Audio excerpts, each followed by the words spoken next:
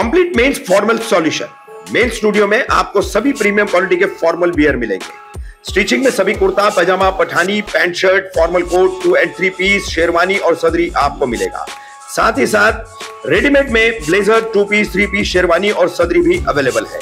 Readymade कुर्ते भी available है। साथ ही साथ प्रोफेशनल टेलरिंग कुर्ता, पजामा और पैंट शर्ट भी अवेलेबल है। तो इस रमजान जरूर एक बार आए मेंस स्टूडियो, शमशाद नगर, मुमरा। घाटकोपर के हिंदू जनाक्रोश मोर्चे में मुफ्ती सलमान अजहरी के लिए अपशब्द कहते हुए बीजेपी विधायक नितेश राणे ने मुसलमानों को धमकाया, अगर तुम आधे घंटे में 5000 जमा हो सकते हो तो हम 5 लाख इकट्ठा होकर तुम्हें खत्म कर देंगे।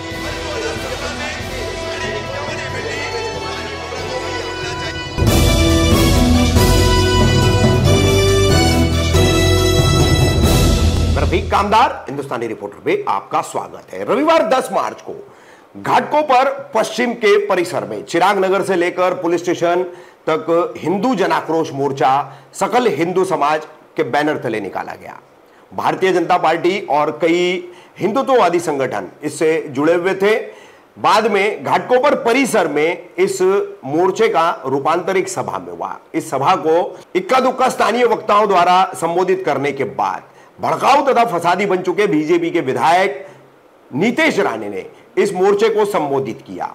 अब नितेश राणे अपनी मौजूदा हेट स्पीच की परंपरा के अनुसार यहां पर क्या बोले हैं, तो बार बार यहां पर उनके निशाने पर थे घाटकोपर स्टेशन परिसर में लगने वाले मुस्लिम हॉकर्स, मुस्लिम फेरी वाले, जिन्हें रोहिंग्या और बांग्लादेशी ठहराते हुए, वो भी मुमरा और कुर्ला का, कि मुमरा और कुर्ला से ये रोहिंग्या बांग्लादेशी मुसलमान यहां आते हैं और यहां के व्यापारियों के दुकानों के सामने जो है जबरन धंधे लगवाते हैं। ये पूरी स्पीच हम आपको 2 भागों में नितेश राणे की दिखाएंगे। 35 मिनट की स्पीच है, इसलिए 2 भागों में दिखाएंगे। तो पहले भाग में देखिए वहां के हॉकरों को, मुस्लिम फेरी वालों को कुर्ला और मुमरा का रोहिंग्या बांग्लादेशी बताते हुए निशाने पर लेकर के प्रशासन से उन पर कार्रवाई की उन्होंने मांग की, या तो फिर कानून खुद हाथ में लेने की चेतावनी। साथ ही यहां पर उन्होंने हाल ही में कुछ माह पहले घाटकोपर से गुजरात की एटीएस और जूनागढ़ पुलिस ने मुंबई पुलिस के सहयोग से एक शेर को विवादास्पद वक्तव्य बता करके, किसी धर्म के विरोध में बता करके मुफ्ती सलमान अजहरी, इन इस्लामिक धर्म गुरु की गिरफ्तारी की गई थी। उसका जिक्र करते हुए उन्होंने साफ तौर पर उन्हें अपशब्द कहे और बहुत कुछ भी इस पूरी स्पीच में कहा है। तो देखिए एक और नितेश राणे की हेट स्पीच। पुलिस सोई है, कानून सोया है, क्योंकि यहां पर सरकार के आदेश पर ही ऐसी हेट स्पीच की जा रही है। श्री नितेश राणे जी, आपसे निवेदन है, आप कृपा कर अच्छी गर्जना करें। माननीय आमदार श्री नितेश राणे जी। जय श्री राम।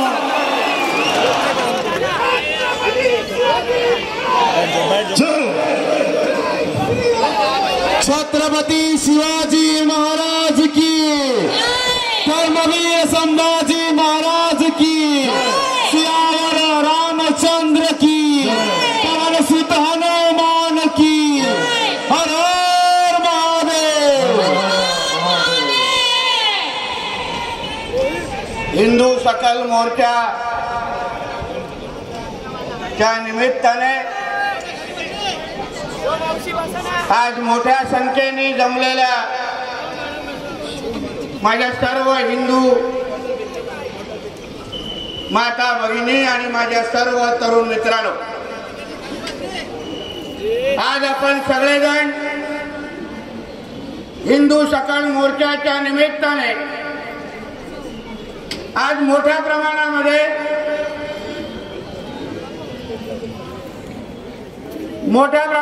आज आपण इथे घाटकोपर मध्ये आज उपस्थित झालेलो आहे। सगळ्या बाजूने आपलं पूर्ण घाटकोपर आज खऱ्या अर्थाने पूर्ण भगवामय झालेला आहे।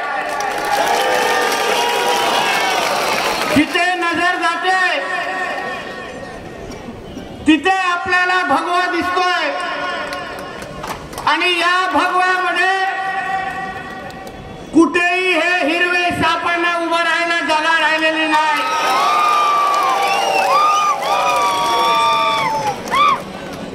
नाहीतर अन्य वेळेस या पूर्ण परिसरामध्ये जास्त हिरवे साप वळवळतात असं कानावर माझ्या आलेलं आहे. बांधवांनो, भगिनींनो आणि माझ्या तरुण मित्रांनो, हिंदू सकल म्हणून आपण मुंबईच्या कानाकोपऱ्यामध्ये असे मोर्चे काढायला सुरू केलेले आहेत. मुंबईच्या कानाकोपऱ्यातला असलेला हिंदू समाज हा भगव्याच्या खाली एकवटला पाहिजे. हिंदू समाजाला जागृत करायला हवंय पाहिजे. त्या उद्दिष्टाने हे सकल मोर्चे सगळीकडे निघत आहेत.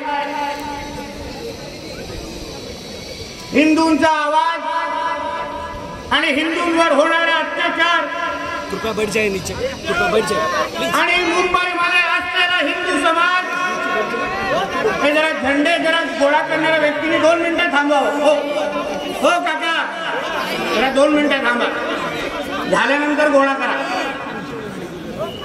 लोग चिल्ला रहे हैं, आप बैठ जाओ. बैठ जाओ ना, आगे जाके बैठ जाओ, आगे मत खड़े रहो. या सकल मोर्चाच्या निमित्ताने जे हिंदू समाजावर होणारा जो अन्याय, डिस्टर्ब मत करो प्लीज. त्या अन्याय विरुद्ध हा मोर्चे ह्या सगळ्या मोठ्या प्रमाणामध्ये निघतायत.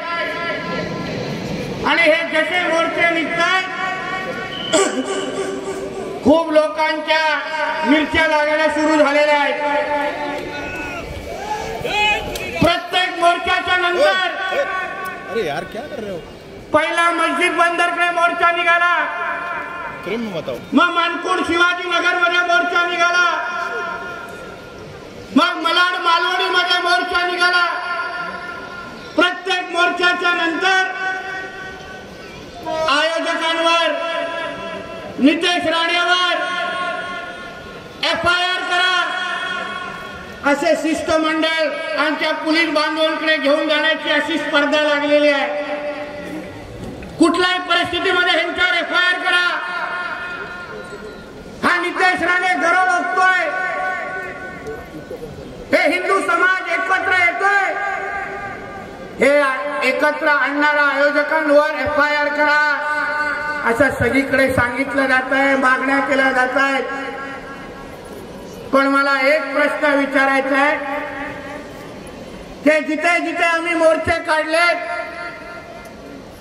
जिथे जिथे आवाज म्हणून हिंदू समाजाचा पण आम्ही उभे राहिलो, आयोजकांवर आणि नितेश राणेवर मोर्चा FIR करत, पण त्याचबरोबर आम्ही जे लँड जिहादचे, लव जिहादचे आणि जे अतिक्रमणाचे विषय मुंबई महापालिकेचा आणि म्हाडाचा आणि पोलिसांचे जे समोर आणले, तुम्ही त्याच्यावर कारवाई कधी करणार ह्या प्रश्नाचं उत्तर पहिला आम्हाला द्या.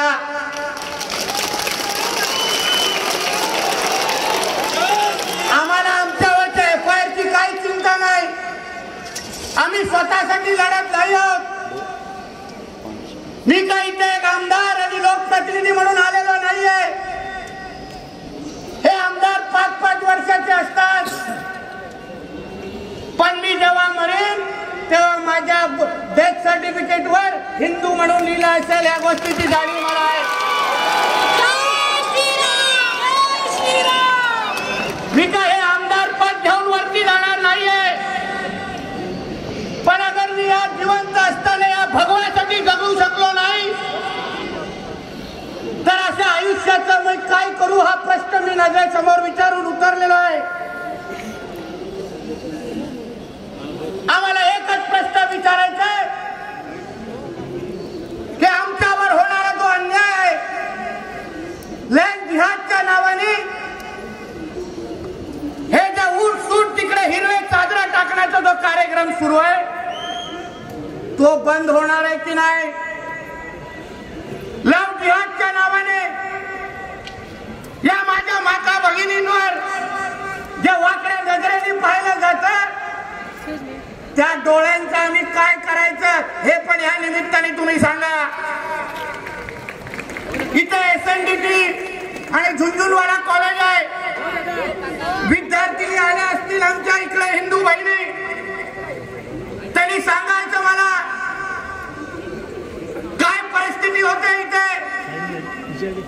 इथे फेरीवाले जे इथे बसतात हॅलो ते आहेत का तुमचे स्थानिक इकडचे?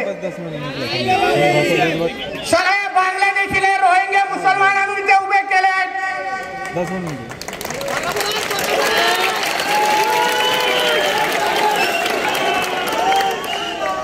कशाला लाड करायचे आम्ही त्यांचे? त्यांच्या बापाची मुंबई आहे का? आज तुम्ही ज्या रस्त्यावर उभे आहेत, मला मुंबई महापालिका प्रशासनाला विचारायचंय, पोलीस बांधवांना विचारायचंय, या रस्त्यावर अन्य दिवशी तुम्ही एवढे उभे राहू शकतात का? यांच्या बापाची मुंबई सारखे मध्यपर्यंत येऊन आपली दुकाने थाटतात आणि फक्त दुकाने थाटत नाही, माझ्या माता हिंदू माता भगिनी ज्या दुकानावर येतात, साडी विकण्याच्या नावाने त्यांचे नंबर घेतले जातात. भाभी नई साड़ी आएगी तो मैं भेज दूंगा, ते नंबर घेतले जातात आणि मग ते नंबर मुंब्रा कुर्ला इकडे बसलेले शाहरुख खान आणि आमिर खान इकडे दिले जातात आणि मग ते भडवे येतात चार बटन उघडे करून इकडे आणि मग इकडच्या आमच्या माता भगिनींना लव जिहादच्या नावाने फसवण्याचा कार्यक्रम या फेरीवाल्याच्या निमित्ताने सुरू होतो. एक पण फेरीवाला मी पोलीस बांधव आणि मुंबई महापालिकेच्या आयुक्तांना विचारेन, अधिकाऱ्यांना विचारेन, काही गप्प बस. आज तुझा भाऊ बोलतोय, तू गप्प बसा. जय श्रीराम. एक तरी करता फेरीवाला हा तुमच्या घाटकोपरचा आहे का? या दुकानात बसलेल्या माझ्या सगळ्या हिंदू व्यापाऱ्यांना विचारेन, तुमच्या समोर बसलेला जो बांगलादेशी आणि रोहिंग्या मुसलमान आहे, जो कुर्ल्यावरून येतो, मुंब्र्यावरून येतो आणि इथे घाण करतो, त्याला तुम्ही सहन कशाला करताय? हा तुमचा पण होणार नाहीये. ह्याला जेव्हा संधी भेटेल, ह्याला जेव्हा आपल्या धर्माची गोष्ट येईल, तेव्हा तो तुमचा पण गळा कापून परत मुंब्र्याकडे निघून जाईल, एक लक्षात घ्या. या रोहिंग्या आणि बांगलादेशांसाठी त्यांच्या धर्माच्या पलीकडे काही नाहीये, बांधवांना समजून घ्या. या मुंबई महापालिकेच्या अधिकाऱ्यांना मी विचारेन, थोडं आमचा हिंदू एक अर्धा फूट घर वाढवतो तर ह्यांच्या ढुंगणात मिरच्या लागतात, लगेच अतिक्रमणाची कारवाई करायला येतात. पण आता इथे राजरोस पद्धतीने जे हे बांगलादेशी आणि रोहिंग्या जे बसतायत, तुम्हाला काय त्यांनी दिलेली बिर्याणी काय जरा जास्तच पचते आहे का? तुमच्या सगळ्यांची नावं सकट माझ्याकडे आहेत, तुम्ही किती प्रॉपर्ट्या बनवल्या हेही माझ्याकडे आहे. हे वेळेत हे बांगलादेशी रोहिंग्या फेरीवाले अगर इथून उठले नाहीत, मी पोलिसांच्या साक्षीमुळे सांगतोय, इकडे येऊन बांगलादेशी रोहिंग्या उठले नाहीत, त्यांच्यावर कारवाई झाली नाही तर त्यांच्या तंगड्या काढण्याचा कार्यक्रम इथे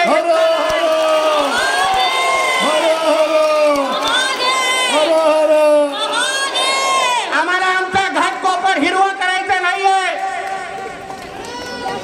तुम्हाला अगर कारवाई करायला जमत नाही, अगर आमच्याकडे अगर माहिती आहे ते हे लोक बांगलादेशी आणि रोहिंग्या आहेत, ते मुंबई महापालिकेकडे पक्का माहिती नाही,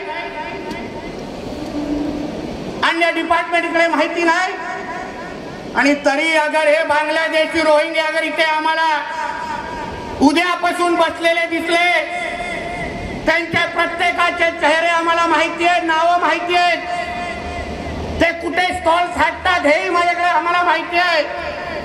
ते परत मला या इथे कुठे रस्त्यावर दिसले तर इथे जो तांडव होणार तो मी त्याचा जबाबदार नाही, हे मी आज तुम्हाला सांगून जातो. जय श्रीराम. आम्हाला आमच्या माता भगिनी भगिनींना वाचवायचंय. माझ्या माता भगिनींकडे कोण पण वाकडे नजरेने पाहत असेल, लव जिहादच्या नावाने त्यांना फसवत असेल, त्या बांगलादेशीने रोहिंग्यांना पण कार्ट्यांना सांगतो, तुम्ही ज्यांच्याकडे नंबर देतायत ना ते सगळे नंबर आता आम्ही घ्यायला सुरू करणार.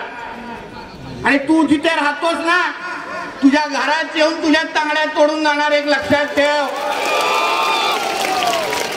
तुमच्या साड्यांच्या कुंडल्या आमच्याकडे आहेत. आता तू पुढच्या वेळी भाभीला नंबर देऊनच दाखव ना. भाभीचा भाऊ येऊन तुझ्या पायाच्या खाली तुझ्या कमरे खाली तुला नाजूक करून दिला ना, नावाचा नितेश राणे नाही.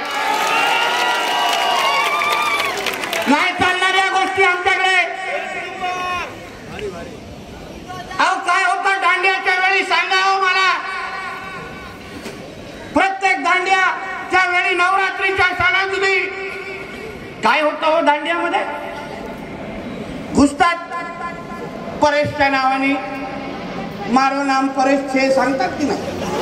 सांगतात की नाही? मग आमच्या बिचारा हिंदू भगिनी त्याच्याशी बोलतात, अरे बाबा हा तो परेश छे. आणि मग काही महिन्यानंतर कळतं, अरे हा तो परेश नाही, हा तर परवेश छे. मग काय करणार? दांडियामध्ये येऊन आमच्या हिंदू सणांमध्ये येऊन ह्यांच्या धर्मामध्ये मूर्ती पूजा करत नाही. हे लोक माता देवीला मानत नाही. तरीही आमच्या सणासुदीमध्ये नवरात्रीमध्ये येतात, आमच्या हिंदू बहिणींना फसवतात, खोटी नावं देतात, खोटा ओळख दाखवतात आणि मग लव जिहादच्या नावाने त्यांचं आयुष्य बर्बाद करतात. मी माता भगिनींना विनंती करेन, असा कुठलाही कार्यक्रम होत असेल तर त्याचा आधार कार्ड पहिलं तपासा की बाबा तू कोण आहेस, तू खरेच परेश आहेस की घरचा तू परवेश आहेस ते तू पहिला मला सांग. त्याच्याशिवाय ओळख दाखवू नका. हे साले आपले कधीच होणार नाही. लव जिहादच्या नावाने ह्याला हिंदूंची जनसंख्या कमी करायची आहे. असंख्य मुलींना आम्ही भेटतो, आमच्या हिंदू भगिनींना. आम्ही हिंदुत्वादी कार्यकर्ते म्हणून जेव्हा त्यांच्याकडे जातो, अक्षरशः त्या बहिणीच्या अवस्था बघून रात्री झोप लागत नाही हो. ती आपल्या आई वडिलांना ओळखायला नकार देते, बोलते हे माझे आई वडील नाही आहेत. अशा पद्धतीचं काम तिच्यावर करून टाकतात. छूमंतर का काय दुसरं त्यांचं का असतं ते करतात. म्हणून ह्या सगळ्या बाबतीमध्ये तुम्ही लक्ष ठेवलं पाहिजे. काय चाललंय आपल्या अवतीभवती. सांगा मला तुम्ही, काय आठवड्या अगोदर तो मुफ्ती नावाचा भडवा आलेला इथे, त्या भडव्याला अटक केलं आमच्या पोलिसांनी. मी अभिनंदन करतो माझ्या मुंबई पोलीसचा. सल्यूट आहे तुम्हाला. आम्ही सल्यूट करतो तुम्हाला, कारण का त्या निमित्ताने केलेला लाठीचार्ज आहे ना, प्रत्येक लाठीसाठी तुम्हाला मेडल भेटेल हे मी तुम्हाला आज सांगतो.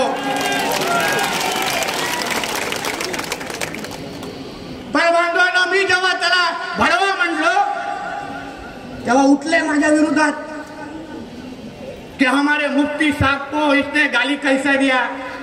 मग काय त्याच्या सत्यनारायणाची पूजा घालू? काय बोलला तो भाषणामध्ये? काय होती त्याची भाषा? तू असेल आपल्या घरचा धर्मगुरू, तू धर्माचा प्रचार करतोय की हिंदू धर्माला आव्हान देतोय हे पहिले सांग.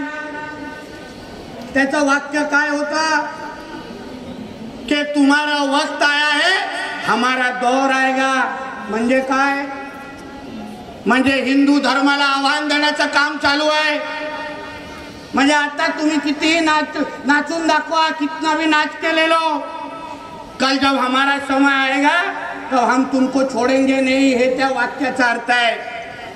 आणि आम्ही काय बोलायचं नाही, आम्ही काय रिॲक्शन द्यायचं नाही. त्याची काय लाल करत बसायची आम्ही? अरे तोंडावर येऊन आम्हाला आव्हान देतोय तर पोलिसांनी त्याला अटक करायचं नाही तर काय करायचं? पण बांधवनो, त्या निमित्ताने त्याच्यापेक्षाही भयानक, त्याला जेव्हा अटक केली तेव्हा तुमच्या घाटकोपरमध्ये काय झालं? पोलीस स्टेशनच्या बाहेर असंख्य माझे हिंदुत्ववादी कार्यकर्ते होते. तो जेव्हा आतमध्ये होता तेव्हा किमान 5 ते 10 हजार त्याच्या समाजाचे लोक बाहेर जमले. कुर्ल्यावरून आले, मुंब्र्यावरून आले. प्रत्येक जण गोळा होत गेला 1.5-2 तासामध्ये. आणि हिंदूंच्या घरात, जिथे जिथे हिंदूंची घरं आहेत तिथे घुसायला लागले, तिथे धमकायला लागले, भीतीचं वातावरण तयार केलं. या गोष्टी नाही चालणार आमच्या महाराष्ट्र आणि मुंबईमध्ये. एक सांगतो, परत या पद्धतीने ताकद दाखवायला प्रयत्न केला ना, अरे तुम्ही तर अर्ध्या तासात 5,000 जमलात. आम्ही अगर हाक दिली ना 5 लाख हिंदू रस्त्यावर उभे राहतील आणि तुम्हाला चिरडून टाकतील, चिरडून टाकतील. तुमच्या काय ठेवणार नाही अंडी पिल्ली तुमची, हे समजून ठेवा. उगाच वाकड्या नजरेने आमच्याकडे बघू नका. पण हे काय ताकद दाखवण्याची पद्धत आहे? तिथे आलेले काही त्याचे समर्थक, या फेरीवाल्यांना बसवणारा कोण आहे? तो कोण? चांदवलीचा माजी आमदार आहे. तो नाही येणार तुम्हाला वाचवायला. तो कोण? नसीम खान आहे ना, तो नाही येत तुला वाचवायला. राहा नाही येत. या फेरीवाल्यांना सांगतो, आजमावून बघा